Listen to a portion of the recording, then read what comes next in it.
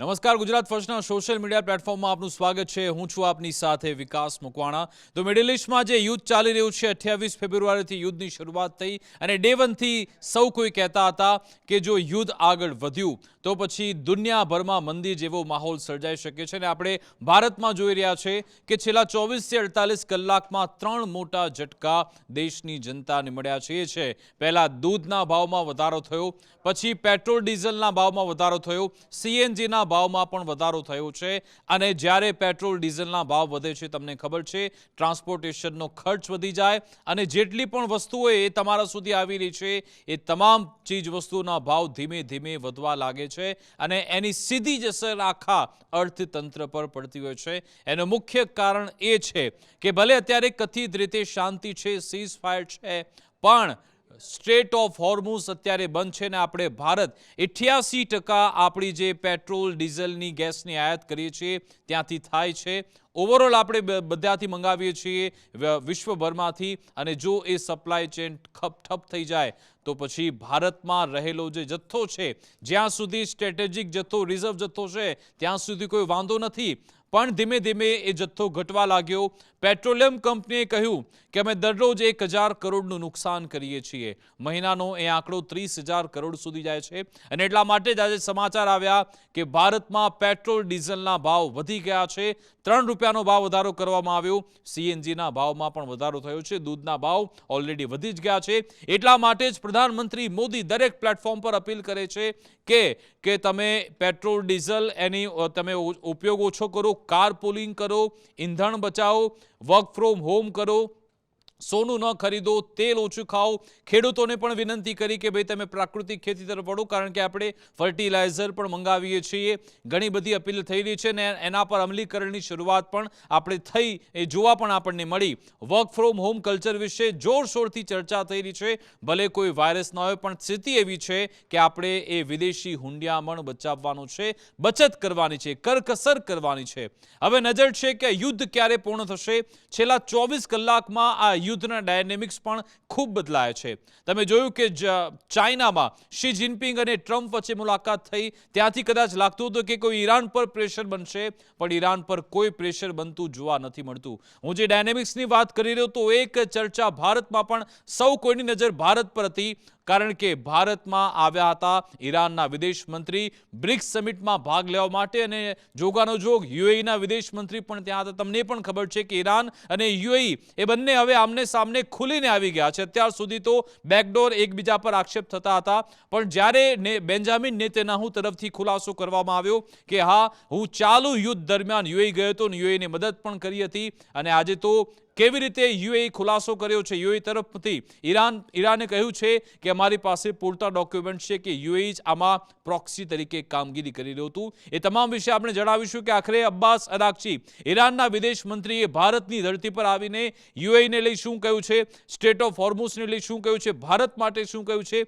એ તમને દર્શાવીશું. સાથે સાથે ડોનાલ્ડ ટ્રમ્પ અને શી જિનપિંગ બંને વચ્ચેની મુલાકાત, તેની ફળશ્રુતિ શું રહી, ત્યાં કેવા વાર્તાલાપ થયો, શી જિનપિંગે કેવી રીતે ડોનાલ્ડ ટ્રમ્પની ફજેતી કરી છે, ચારે બાજુ ડોનાલ્ડ ટ્રમ્પની કિરકિરી થઈ રહી છે જગત જમાદારની, એ વિશે પણ બતાવીશું. સાથે સાથે પ્રધાનમંત્રી મોદી, એમનો પણ વિદેશ પ્રવાસ શરૂ થઈ ગયો છે. યુએઈનો પ્રવાસ કેવો રહ્યો અને ત્યાં જઈને ભારતે શું આખરે મેળવ્યું છે, શું એમઓયુ થયા, એ પણ તમને દર્શાવીશું. ઓવરઓલ તમામ ડિસ્કશન કરીશું. શરૂઆત કરીએ બ્રેન્ટ ક્રૂડ ઓઇલથી. બ્રેન્ટ ક્રૂડ ઓઇલના ભાવ ક્યાં પહોંચ્યા છે તમે જુઓ.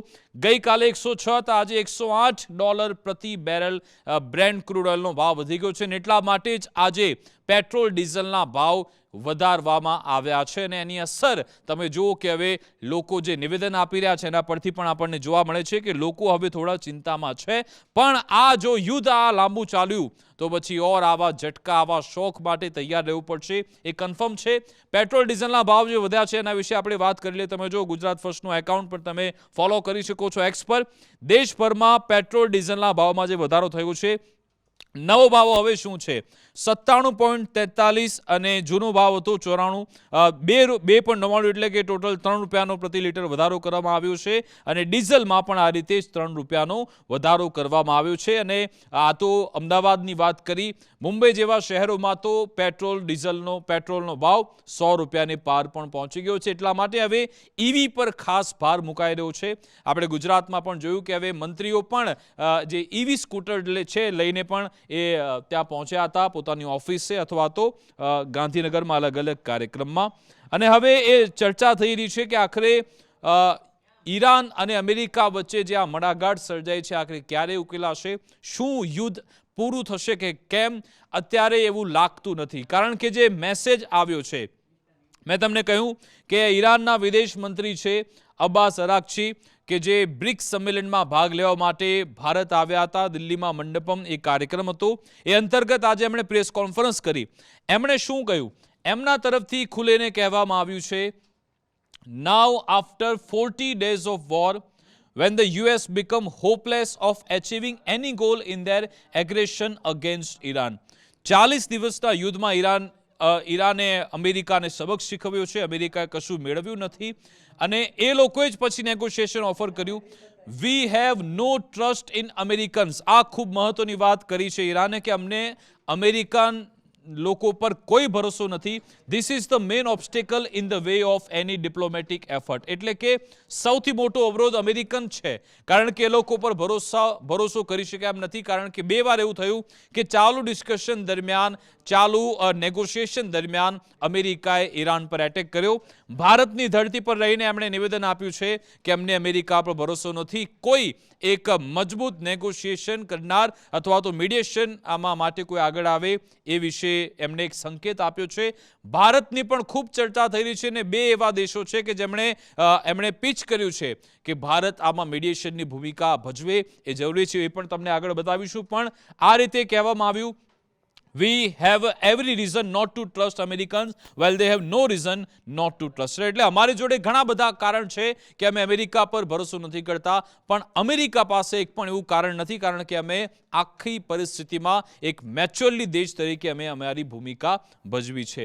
સાથે સાથે તમે જુઓ કે ગઈકાલે જ્યારે આ બ્રિક્સની બેઠક મળી હતી, બ્રિક્સની આ બેઠકમાં યુએઈના વિદેશ મંત્રી પણ હતા, ઈરાનના વિદેશ મંત્રી પણ હતા અને એક બાદ એક યુએઈ આમાં એક્સપોઝ થઈ રહ્યું છે. પહેલી વાત તો મેં તમને બતાવ્યું કે બેન્જામિન નેતન્યાહુ તરફથી પોતે જ ક્લેરિફિકેશન કરી દેવામાં આવ્યું કે જી હા, યુદ્ધ દરમિયાન અમે ત્યાં હતા. અને હવે તો વિગત એવી પણ મળી છે કે ઇઝરાયેલી ડિફેન્સ ફોર્સના વડા, મોસાદના વડા પણ એમની જોડે ઉપસ્થિત હતા. એ દર્શાવે છે કે આ લોકો સીધી રીતે યુએઈની ધરતીનો ઉપયોગ કરી રહ્યા હતા. એ જાહેરમાં આવી ગયું. જો કે યુએઈ તેનો ઇનકાર કર્યો. એક ડગલું આગળ વધીને જ્યારે બ્રિક્સ સમિટ થઈ રહી હતી ત્યારે પણ ઈરાનના વિદેશ મંત્રી, યુએઈના વિદેશ મંત્રી બંને વચ્ચે પણ જીબાજોડી થઈ હતી. આક્ષેપ પ્રત્યે આક્ષેપ થયો હતો અને પછી અબ્બાસ અરાકચી તરફથી એક ડિમાન્ડ કરવામાં આવી. ઈરાનના વિદેશ મંત્રીએ કહ્યું કે બ્રિક્સ આમાં સીધી રીતે બ્રિક્સ સમિટ છે, તમામ દેશો એક સાથે આ જે એગ્રેશન અપનાવવામાં આવ્યું છે ઇઝરાયલ અને અમેરિકા તરફથી, યુએઈનો પણ ઉલ્લેખ કર્યો, એની નિંદા બ્રિક્સ સમિટના માધ્યમથી થવી જોઈએ. જો કે પછી તેનો વિરોધ યુએઈ તરફથી કરવામાં આવ્યો હતો. યુએઈ કહ્યું કે એવા કોઈ સંયુક્ત નિવેદનની જરૂરિયાત નથી. અને પછી આગળ શું થાય છે તમે જુઓ, કેવી રીતે વધુ એકવાર યુએઈને એક્સપોઝ કરવામાં આવ્યું છે ઈરાન તરફથી. ડેપ્યુટી ફોરેન મિનિસ્ટર છે એમના તરફથી યુએઈને લઈ ખૂબ મહત્વની વાત કહેવામાં આવી આ જ સમિટમાં. એટલે કે ભારતની ધરતી પરથી યુએઈને લઈ પહેલીવાર આ રીતના સ્ટેટમેન્ટ ઈરાન તરફથી આપવામાં આવ્યા. એમનું નામ છે ડોક્ટર કાઝેમ ગારીબાદી, ડેપ્યુટી ફોરેન મિનિસ્ટર છે અને લીગલ ઇન્ટરનેશનલ અફેર પણ એ જોતા હોય છે. એમના તરફથી યુએઈને લઈ શું કહેવામાં આવ્યું? UAE played a significant role in supporting and facilitating the military aggression against the Iran. એટલે કે યુએઈ તરફથી તમામ મદદ આપવામાં આવી હતી કે ઈરાન પર તમે જોઈએ એટલો એટેક કરેલો, જેટલી પણ મિલિટરી ફેસિલિટી હોય એગ્રેશન માટે એ મદદ કરવામાં આવી હતી. Therefore, a party that itself contributed to the creation and escalation of tensions lacks any legitimacy to level political accusation and claims against Iran. એટલે કે આ એક એવી પાર્ટી છે કે જેણે ઈરાનના વિરુદ્ધમાં કામ કર્યું છે. પછી એમણે યુએન ચાર્ટરની યાદ અપાવી. 1974 યુએન એસેમ્બલીનું ચાર્ટર એ ક્લિયર બતાવે છે કે when countries facilitate and provide service to aggressor, એટલે કે જે આક્રમણકર્તાઓ છે, જો એમને કોઈ એક દેશ એને મદદ કરે છે, યુએન ચાર્ટર કહી રહ્યું છે કે જો એનો આસિસ્ટન્ટ તમે કરો છો, મદદ કરો છો, તો પછી એ જે તે દેશ પણ એ આક્રમણ કરનાર દેશ કહેવામાં આવે છે. એટલે સિમ્પલ ભાષામાં ઈરાન કહી રહ્યું છે કે ભલે યુએઈ આમાં ઇન્વોલ્વ ન થયું, પણ જો તમે મદદ પણ કરી છે અમેરિકા અને ઇઝરાયલને, તો પણ તમે પણ આક્રમણ કરતા તમે સાબિત થાઓ છો. યુએન ચાર્ટરનો એમણે હવાલો આપ્યો છે. એટલું જ નહીં, આગળ શું કહે છે, Iran could not tolerate this situation any longer. એટલે ઈરાન આવું ક્યારે સહન ન કરી શકે. We are a powerful and great country with proud nation. We could not stand by while our people and infrastructure were targeted by aggressors. એટલે કે જે આક્રમણ કરતા આવે છે તો પછી અમે એને ક્યારે પણ સહન નહીં કરીએ, અમે એનો જવાબ આપીશું. Especially with the participation and cooperation of one of our neighbors. અમારા જેવા પાડોશીઓ છે કે અને નેમલી ધ યુનાઇટેડ, એટલે કે યુએઈનું નામ લઈને કહ્યું અમારા જેવા પાડોશી નીકળ્યા, જે દેવાયત ખબર કહેતા હોય છે ને, બાજુમાં બેસનારા ખદડા નીકળ્યા, એવી વાત આ રીતે કરી છે કે અમારા એવા પાડોશીઓ કે જેમણે આ તમામ રીતે ઇઝરાયલ અમેરિકાને મદદ કરી અમારા પર એટેક કરવાને લઈ. આગળ શું કહે છે, આગળ શું કહેવામાં આવ્યું, let me remind you that several days before the aggression began, as we possessed information regarding the possibility of attacks by the Israeli regime and the United States, we sent official message to regional country including UAE. એટલે કે પહેલાથી જ અમે clear કર્યું હતું કે જ્યારે અમારા પર એટેક થશે, ઈરાને કહ્યું કે જો અમેરિકા ઇઝરાયલ અમારા પર એટેક કરે છે, મિડલ ઇસ્ટના અમારી આસપાસના દેશોનો એમની ધરતીનો જો અમારા પર હુમલો કરવા માટે ઉપયોગ થશે તો અમારી જોડે અધિકાર છે કે અમે જે તે દેશ પર હુમલો કરીશું. એ પહેલાથી જ અમે ક્લિયર કર્યું હતું. Iran would have no choice but exercise its legitimate right of self defense. એટલે કે અમે અમારો સ્વરક્ષણનો જે અધિકાર છે એનો જ બસ ઉપયોગ કર્યો છે. અને સાથે સાથે આગળ શું કહેવામાં આવે છે, You may personally be unaware of these matters, but your senior officials were certainly informed. You ignored this warning and are now attempting to portray yourself as victim. એટલે કે તમે પોતાની જાતને પીડિત, યુએઈને ખરા શબ્દોમાં સંભળાવવામાં આવ્યું હતું, તમે જો કેવા કડવા શબ્દોનો ઉપયોગ કર્યો કે તમે પોતાની જાતને પીડિત દર્શાવો છો કે અમારા પર એટેક થયો છે, યુએઈ પર સતત હુમલા થઈ રહ્યા છે, પણ ખરા અર્થમાં પીડિત તો ઈરાન છે, કારણ કે તમે તો અમેરિકા અને ઇઝરાયલ સાથે ઊભા છો. સાથે સાથે એક મોટો ગંભીર આક્ષેપ એ પણ થયો, with your assistance and participation through the UAE's direct involvement aggression against the Iran, લગભગ આંકડો આપવામાં આવ્યો છે કે 1,30,000 સિવિલિયન ટાર્ગેટ એટેક થયા છે યુએઈની મદદથી. આ ખૂબ જ ગંભીર આક્ષેપ છે. અને સાથે સાથે 4,000 કરતાં વધારે જે નિર્દોષ નાગરિકોના મોત થઈ ગયા એના માટે યુએઈ જવાબદાર છે, એવી વાત કહેવામાં આવી છે. ન માત્ર એટલી જ વાત, પણ સાથે સાથે હવે અહીંયા ખૂબ જ મહત્વની વાત કહેવામાં આવી છે કે all relevant documents, evidence and records have been combined with written and documented form. એટલે ઈરાન દાવો એમ કરી રહ્યું છે કે અમારી પાસે તમામ પુરાવા છે, ડોક્યુમેન્ટ પણ છે, પુરાવા છે, રેકોર્ડ પણ છે કે અહીંયા જવાબદાર યુએઈ છે. We have submitted more than 120 official diplomatic notes to the United Nations Security Council on this matter. એટલે કે એમણે કહ્યું કે અમે યુએનએસસીમાં પણ આખો મામલો મૂક્યો છે, અમારે જેટલા પણ પુરાવા છે કે જેમાં યુએઈ ઇન્વોલ્વ છે એ તમામ ડોક્યુમેન્ટ્સ અમે તૈયાર કર્યા છે, યુએનએસસીમાં મૂક્યું છે. સાથે સાથે તમે આ વાત મહત્વની જુઓ, furthermore every war plan that took off from the UAE has been documented including the exact time, date અને flight path. ઈરાન કહી રહ્યું છે કે અમે યુએઈની ધરતી પરથી જેટલા પણ વોર પ્લેન ઉડ્યા છે એની એક એક ડિટેલ અમારી જોડે છે, સાથે સાથે એનો એક્ઝેક્ટ ટાઈમ પણ છે, એની ડેટ પણ છે અને એનો ફ્લાઇટ પાથ કયો છે એ પણ અમને ખ્યાલ છે. તમે આ ખૂબ જ મોટી વાત ઈરાન તરફથી કહેવામાં આવી અને યુએઈ જે આમાં એક્સપોઝ થયું છે, યુએઈ પાસે કોઈ અત્યારે રસ્તો જ નથી જવાબ આપવાનો. અને જે 168 નિર્દોષ વિદ્યાર્થીઓના મોત થયા હતા એ પણ એટેક યુએઈની ધરતી પરથી થયોનો આક્ષેપ છે અને ઈરાન માની રહ્યું છે કે એમાં પણ યુએઈ ઇન્વોલ્વ હતું. એટલે આ રીતે ભારતની ધરતી પરથી યુએઈને આવી રીતે એક્સપોઝ કરવામાં આવ્યું હતું. આ રીતનો જવાબ ઈરાને આપ્યો હતો. અને એટલા માટે તમે જુઓ કે યુએઈ આખા મિડલ ઇસ્ટના આ ઝોનમાં અત્યારે એકલું પડી ગયું છે. તમે જુઓ આ શેખ મોહમ્મદ બિન ઝાયદ છે કે જે યુએઈના બાદશાહ છે, તમે જુઓ કે આ જે વ્યક્તિ છે એમણે ખૂબ પ્રયત્ન કર્યા કે ઈરાન આમાં એકલું અટલું પડી જાય, પણ હકીકતમાં યુએઈ તેમાં એકલું પડી ગયું. બ્લૂમબર્ગનો રિપોર્ટ શું કહે છે? The UAE tried to get Saudi Arabia, Qatar and other Gulf neighbors to join coordinated military response against Iran. એટલે કે યુએઈએ ખૂબ પ્રયત્ન કર્યા કે એક કમ્બાઇન એટેક થાય, જેમાં સાઉદી અરેબિયા પણ હોય, કતર પણ હોય અને બીજા મિડલ ઇસ્ટના દેશો જે ભેગા મળીને ઈરાન પર એટેક કરે. પણ અને તમે જુઓ કે શેખ મોહમ્મદ બિન ઝાયદ આ બાદશાહે સાઉદી અરેબિયાના જે પ્રિન્સ છે મોહમ્મદ બિન સલમાન, એમને પણ પર્સનલી ફોન કર્યો હતો કે આપણે એટેક કરીએ, અધર લીડર્સને પણ એટેક કર્યો હતો. જો કે કોઈએ પણ એમાં એમને સહમતિ ન દર્શાવી, ન એમને મદદ કરી. એટલા માટે તમે જુઓ કે મિડલ ઇસ્ટના તમામ દેશો ચૂપ રહ્યા. ભલે એમણે નિંદા કરી ઈરાનની, પણ હુમલો કરવા માટે કોઈ આગળ ના આવ્યું. તમને ખ્યાલ હશે કે જ્યારે ડોનાલ્ડ ટ્રમ્પે પ્રોજેક્ટ ફ્રીડમની પણ જાહેરાત કરી હતી, હમણાં એક બે વીક પહેલા થયું હતું કે અમે તમામ જહાજો સુરક્ષિત રીતે સ્ટ્રેટ ઓફ હોર્મુઝમાંથી બહાર કાઢીશું, કોઈ તેલની અછત નહીં સર્જાય. પણ તમને ખ્યાલ હશે કે સાઉદી અરેબિયા સહિતના મિડલ ઇસ્ટના દેશોએ અમેરિકાને એ આસિસ્ટન્સ આપવાની અથવા તો એમની જમીનનો, એમની ધરતીનો ઉપયોગ કરવા માટેની મનાઈ ફરમાવી દીધી. ત્યાંથી જ ખબર પડી ગઈ હતી કે અહીંયા એ તિરાડ પડી ગઈ છે મુસ્લિમ રાષ્ટ્રોમાં, અને યુએઈને ત્યાં સીધો ઝટકો મળ્યો હતો. યુએઈ ત્યાં મદદ કરી, પણ બીજા દેશો છે એમણે મદદ કરવાનો ઇનકાર કર્યો છે. વધુ એક એવા મહત્વના સમાચાર પણ તમને બતાવીશ કે જેમાં સાઉદી અરેબિયા કેવી રીતે ઈરાન સાથે પોતાના સંબંધ સુધારવા માંગે છે એ પણ તમે જુઓ. એક રિપોર્ટ આવ્યો છે કે Saudi Arabia floats Helsinki style non aggression pact with Iran.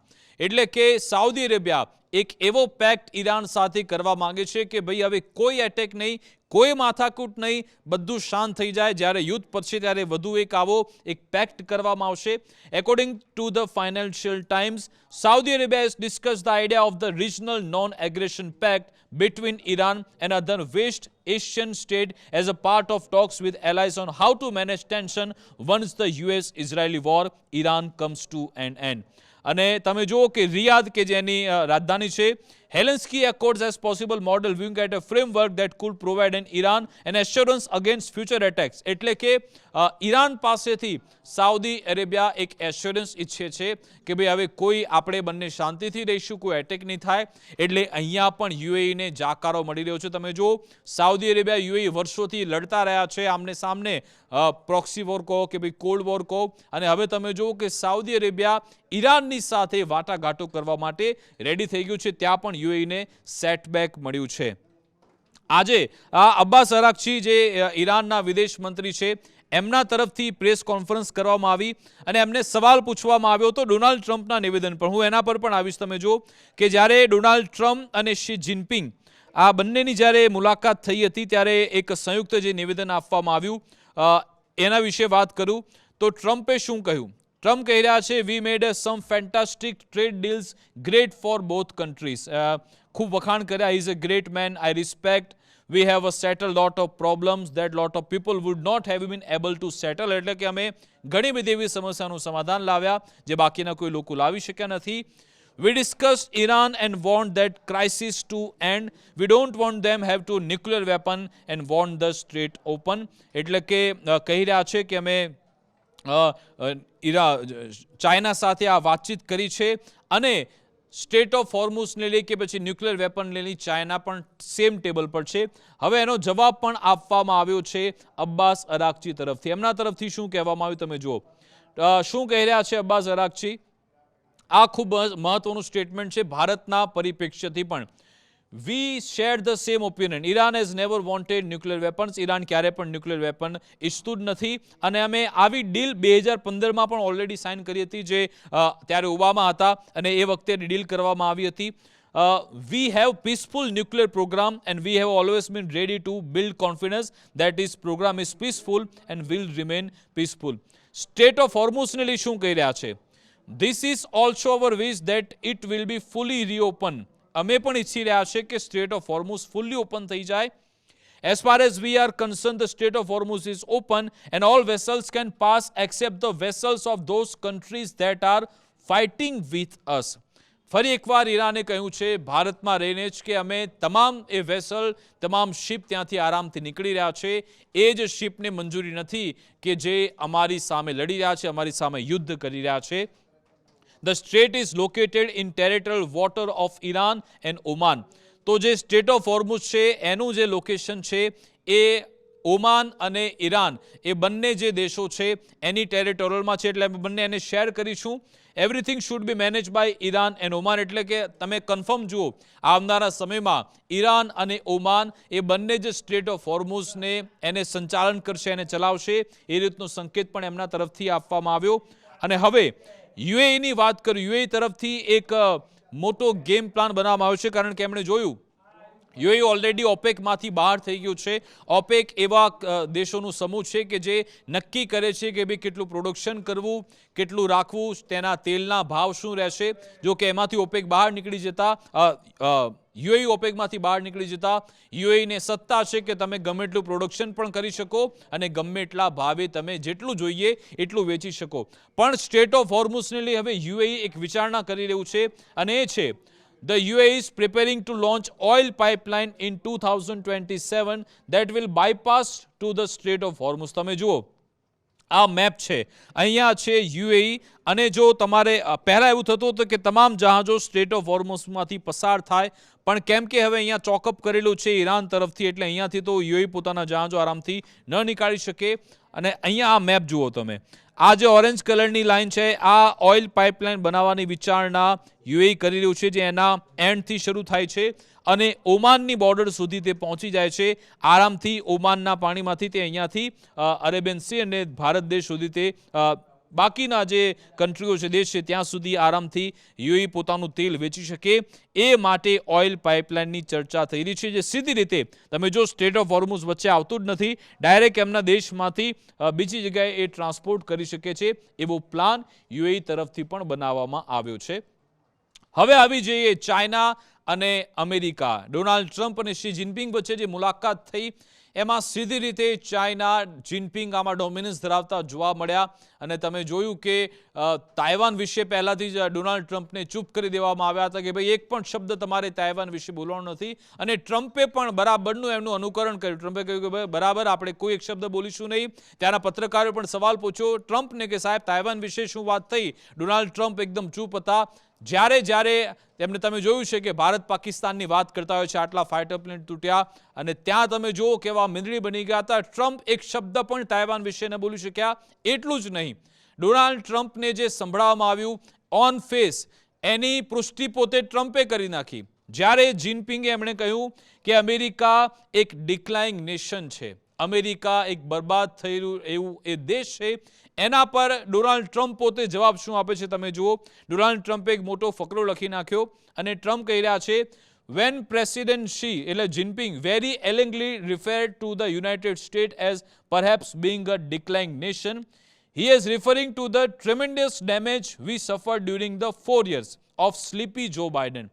એટલે ટ્રમ્પ અહીંયા સીધી રીતે એમ કહી રહ્યા છે કે હું માનું છું કે શી જિનપિંગે અમેરિકાના વિશે ખરાબ વાત કરી છે, કે અમેરિકા એ ડિક્લાઇંગ નેશન છે, પણ એ તો જો બાઇડનના કારણે થયું છે, મારા કારણે નહીં. આવી સ્થિતિ છે અમેરિકાની ટ્રમ્પની, અને એમ કહી રહ્યા છે but the now United states is the hottest nation anywhere in the world. એટલે કે આ બધું જો બાઇડનના કાર્યકાળ દરમિયાન આવું થયું છે, મારા કાર્યકાળમાં તો બધું સારું થઈ રહ્યું છે. પણ તમે જુઓ આ ચાઇનાની અત્યારે કેપેસિટી છે કે એ સીધી રીતે ટ્રમ્પના ફેસ પર આવી વાત કરે છે. બીજી પણ ખૂબ મહત્વની વાત શી જિનપિંગ તરફથી કહેવામાં આવી, અને તમે આ જુઓ એક શબ્દનો જે ઉપયોગ કરવામાં આવ્યો એની ખૂબ ચર્ચા છે. તમે પણ એ કદાચ ગૂગલમાં સર્ચ કરો, થુસીડાઇડ્સ ટ્રેપ. આ ટ્રેપની વાત જે જિનપિંગ તરફથી કરવામાં આવી ગઈકાલે, એની ખૂબ ચર્ચા થઈ રહી છે. તમે પહેલા સાંભળી લો. એક તો જિનપિંગ તો એમની ચાઇનીઝ ભાષા છે મેનેડન, એમાં બોલતા હોય છે, પણ ઇંગ્લિશમાં જે કહેવામાં આવ્યું તમે જો સાંભળો. Can China and the United States overcome the Thucydides trap? Thucydides trap તમે સાંભળ્યું. China and the United States overcome the Thucydides trap. હવે આ ટ્રેપ જિનપિંગ તરફથી અમેરિકાને ચેતવણી આપવામાં આવી કે ભાઈ અમેરિકા અને ચાઇના આ થુસીડિયસ ટ્રેપમાં ફસાઈ શકે છે. હવે આ ટ્રેપ શું છે તમને જણાવી દઉં.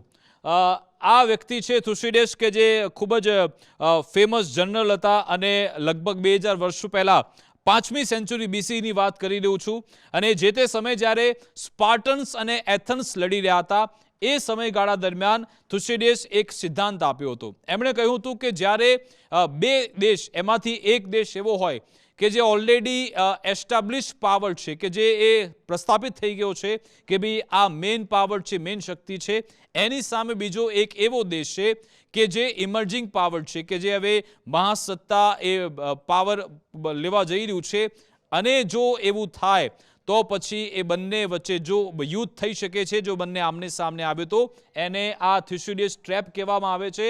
અને ગઈકાલે જિનપિંગે આ ટ્રેપની યાદ અમેરિકાને અપાવી. તમને ખબર છે કે અમેરિકા એક એસ્ટાબ્લિશ પાવર છે અને ચાઇના ઇમર્જિંગ પાવર છે.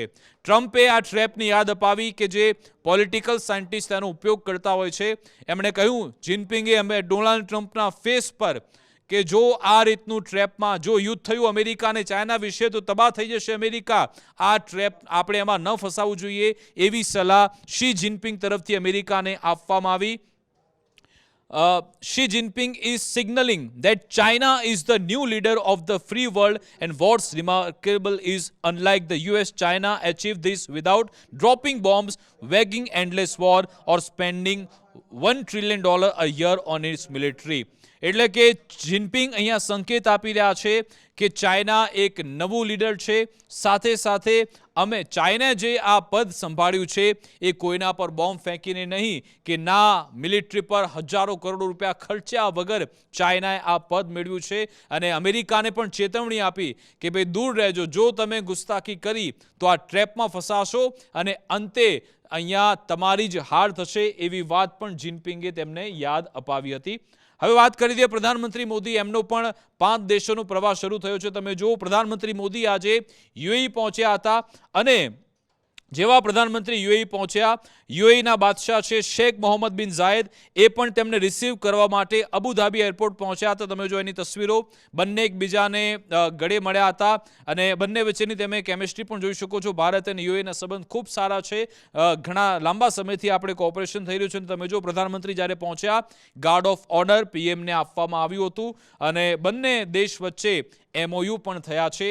એ વિશે પણ હું તમને જણાવીશ. તમે જો PM મોદી પહોંચ્યા ત્યારે તેમને ગાર્ડ ઓફ ઓનર આપવામાં આવ્યું હતું, તેમનું સન્માન કરવામાં આવ્યું હતું.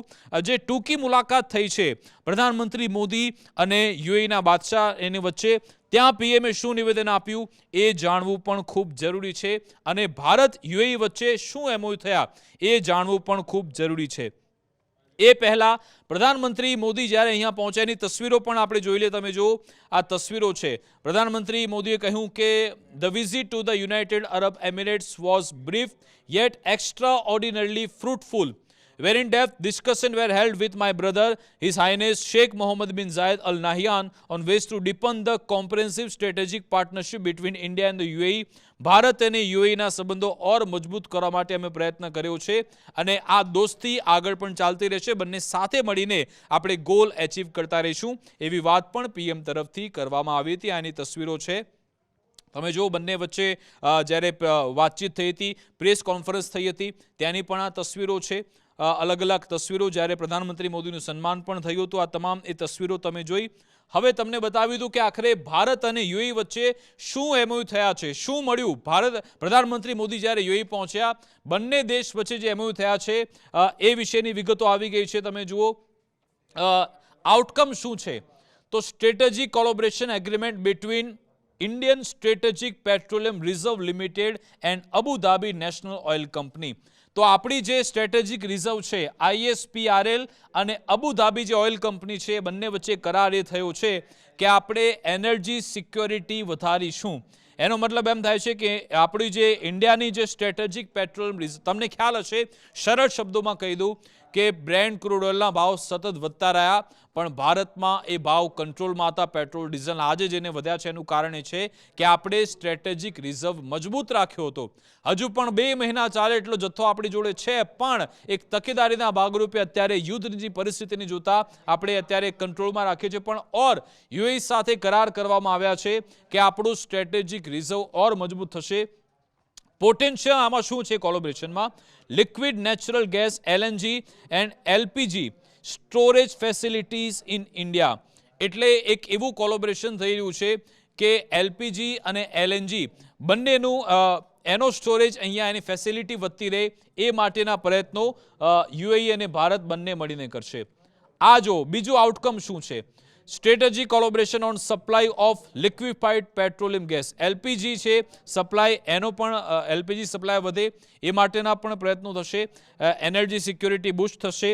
Long term supply of LPG એટલે આપણને એલપીજી યુએઈ તરફથી મળતું રહેશે એ માટેનો પણ કરાર આપણે યુએઈ સાથે કર્યો.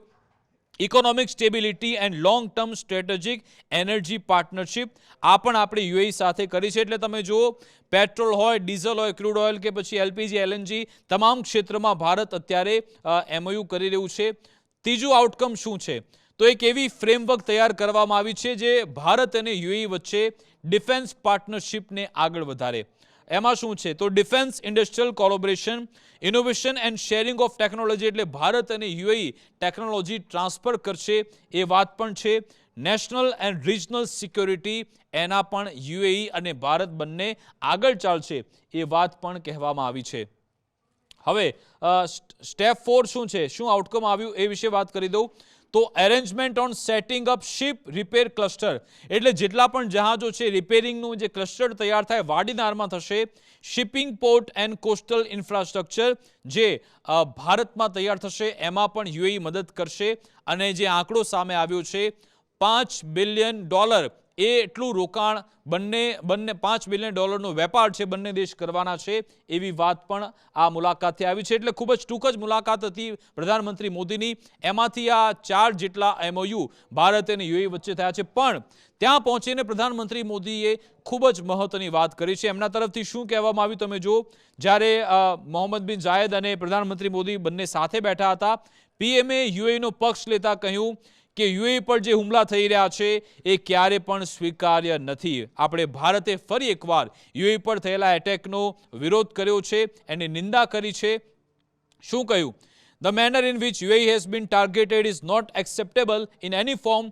We welcome the step taken by you to uphold national unity, security and regional integrity for the care provided to the Indian diaspora residing in the UAE in the difficult times. ત્યાં વસનાર જે ભારતીયો છે એમની સુરક્ષા માટે UAE ખાસા પગલાં ઉઠાવ્યા છે, એને પણ અમે પ્રશંસા કરીએ છીએ. અને યુએઈ ભારત સાથે ઊભું છે એ વાત પણ પીએમ મોદીએ ફરી એકવાર અહીંયા દોહરાવી હતી, એ પણ છે. હવે આપણે આગળ વધીએ. ભારત એક મીડિયેટરની ભૂમિકા ભજવે એ વાત અહીંયા થઈ રહી છે. તમે જુઓ, આ છે રશિયાના વિદેશ મંત્રી. એ પણ જ્યારે બ્રિક્સ સમિટ માટે અહીંયા જ્યારે આવ્યા હતા, એમના તરફથી એવું કહેવામાં આવ્યું કે પાકિસ્તાન તો મદદ કરે છે, પણ આ મીડિયેશન માટે એક એવા સ્ટ્રોંગ દેશની જરૂરિયાત છે કે જેની જોડે લાંબો અનુભવ છે નેગોશિએશનનો અથવા તો આ રીતના ચર્ચા કરવાનો, અને એ એક્સપિરિયન્સ અત્યારે ભારત પાસે છે એવી વાત પણ રશિયા તરફથી કહેવામાં આવી. રશિયાના ફોરેન મિનિસ્ટર શું કહી રહ્યા છે? સર્જિયો લાવ્રોવ એ કહી રહ્યા છે, Pakistan is helping establish dialogue between US and Iran to resolve urgent problem. If they seek a long term mediator, this role could be played by India. એટલે કે જે પાકિસ્તાન અત્યારે પ્રયત્ન કરી રહ્યું છે એ અત્યારનું અર્જન્ટ પ્રોબ્લેમ છે એના પર ચર્ચા થઈ રહી છે, પણ જો લોંગ ટર્મ વિશે જોઈએ તો એ ભૂમિકા તો ભારત જ ભજવી શકે એ વાત પણ રશિયા તરફથી કરવામાં આવી. અને હવે ઈરાન પોતે પણ ઈચ્છી રહ્યું છે કે ભારત એ ભૂમિકા ભજવે. તમે જુઓ, આ છે અબ્બાસ અરાકચી, ઈરાનના વિદેશ મંત્રી. એમણે ભારતની ભૂમિ પરથી શું કહ્યું? એમણે કહ્યું કે I think India with its good reputation can play a greater role in this region to help diplomacy and to promote peace and security. India is a friend to all countries in the Persian Gulf. We appreciate any positive constructive role played by India in this region. તો Abbas અરાગજી પણ એ સંકેતમાં વાત કરી રહ્યા છે. એમણે કહ્યું કે ભારતના મિડલ ઇસ્ટના તમામ દેશો ભારતના મિત્ર છે અને ભારત અહીંયા મહત્વની ભૂમિકા ભજવી શકે છે. એટલે કે રશિયા અને ઈરાન બંને ઈચ્છી રહ્યા છે કે આ સ્થિતિમાં ભારત આગળ આવે અને નેગોશિએશન કરાવડાવે. હવે અંત તરફ જઈએ ઓન ધ લાઇટર નોટ કે જ્યારે એક વિડીયો સામે આવ્યો, ડોનાલ્ડ ટ્રમ્પ જ્યારે અહીંયા તમે જુઓ કે એમનું જે સ્ટેટ ડિનર ચાલી રહ્યું હતું એ દરમિયાન એમને એક મોકો મળ્યો. તમે જો જ્યારે એ ત્યાં પહોંચ્યા હતા, જિનપિંગ સાથે મુલાકાત કરી રહ્યા હતા, એમના માટે એક વિશેષ ભોજન વ્યવસ્થા ડિનર આયોજન કરવામાં આવ્યું હતું.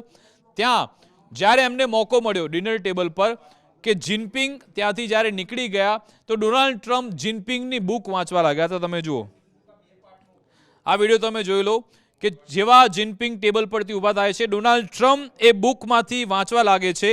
જો કે એમાં તો ચાઇનીઝ ભાષા છે એટલે ટ્રમ્પને કંઈ ખબર નહીં પડી હોય, એટલા માટે પછી એ બુક એ બંધ કરી દે છે અને પછી એ ત્યાંથી એના કામમાં લાગી જાય છે. પણ આ બતાવે છે કે ડોનાલ્ડ ટ્રમ્પને દુનિયાના નિયમોની કોઈ પરવા નથી. અગાઉ પણ એ જ્યારે પોપ સાથે મુલાકાત કરી હતી અચાનક એમનો હાથ પકડી લે છે, એ વિડીયો પણ સામે આવ્યો. અહીંયા પણ તમે જો જિનપિંગની બુકમાં શું લખેલું છે એ વાંચવાનો પણ એમણે પ્રયત્ન કર્યો. ખેર, પણ અત્યારે જિનપિંગ અને ટ્રમ્પની મુલાકાતનું કોઈ કન્ક્લુઝન બહાર નથી આવ્યું કે શું એમાં ઈરાન યુદ્ધ બંધ થઈ જશે અથવા તો સ્ટેટ ઓફ હોર્મુઝ ઓપન થઈ જશે, ફ્રી થઈ જશે. એવું સીધી રીતે સ્ટ્રેટેજિક રીતે કંઈ કહેવામાં નથી આવ્યું. પ્રયત્નો ખૂબ થઈ રહ્યા છે, નેગોશિએશનની વાત થઈ રહી છે.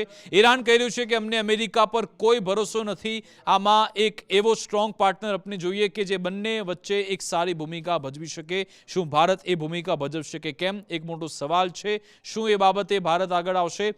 આની વચ્ચે એક સંકેત તો મળ્યો છે, ટ્રમ્પ થોડા ધીમા પડ્યા છે. ચાઇના સાથે મુલાકાત બાદ કદાચ જિનપિંગ તરફથી કહેવામાં આવ્યું, કારણ કે સ્ટેટ ઓફ હોર્મુઝમાંથી પણ મિડલ ઇસ્ટના બીજા દેશો પાસેથી પણ ચાઇના તેલ ખરીદે છે. ચાઇના પણ અસર થયેલી છે. જોવાનું રહેશે કે હવે આમાં સ્ટેટ ઓફ હોર્મુઝ માટે શું નિર્ણય લેવામાં આવે છે.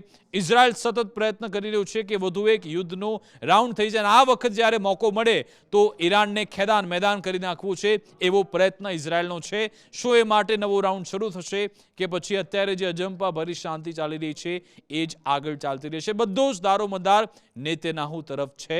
નેતન્યાહુની એના પર નજર છે. શું કહેશે નેતન્યાહુ, કેવો પ્લાન ઘડે છે? ટ્રમ્પ આ બાબતે હવે શું નિર્ણય લેશે, કારણ કે એમના પર પણ પ્રેશર છે.